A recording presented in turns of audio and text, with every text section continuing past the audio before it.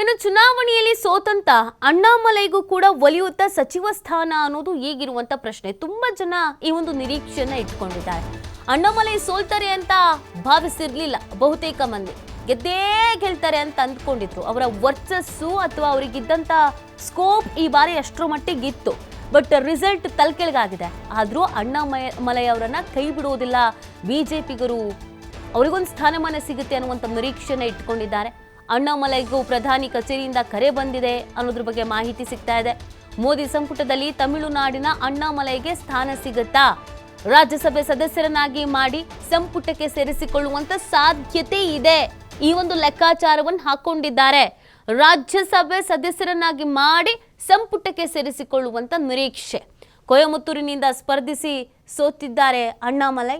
But ಅವರ ವರ್ಚಸ್ಸು ದುಪ್ಪಟ್ಟಾಗಿತ್ತು. ಅವ್ರಿಗೆ ಈ ಬಾರಿ ಬಹಳ ಸಪೋರ್ಟ್ ಸಿಕ್ಕಿತ್ತು. ಅದರ ಜೊತೆಗೆ ಗೆದ್ದೇ ಗೆಲ್ತಾರೆ ಅನ್ನುವಂಥ ಭರವಸೆಯನ್ನು ಇಟ್ಕೊಳ್ಳಲಾಗಿತ್ತು. ಒಂದು ಬದಲಾವಣೆಯನ್ನು ತರ್ತಾರೆ ಅಣ್ಣಾಮಲೈ ಅನ್ನುವಂಥ ಭರವಸೆಯನ್ನು ಇಟ್ಕೊಳ್ಳಲಾಗಿತ್ತು. ಬಟ್ ಲೆಕ್ಕಾಚಾರ ತಲೆಕೆಳಗಾಗಿ ಅವರು ಸೋತಿದ್ದಾರೆ.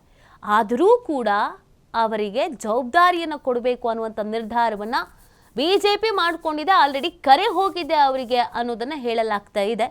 ಗೊತ್ತಿಲ್ಲ ಎಷ್ಟರ ಮಟ್ಟಿಗೆ ಇದು ಕಾರ್ಯರೂಪಕ್ಕೆ ಬರುತ್ತೆ ಅಂತ.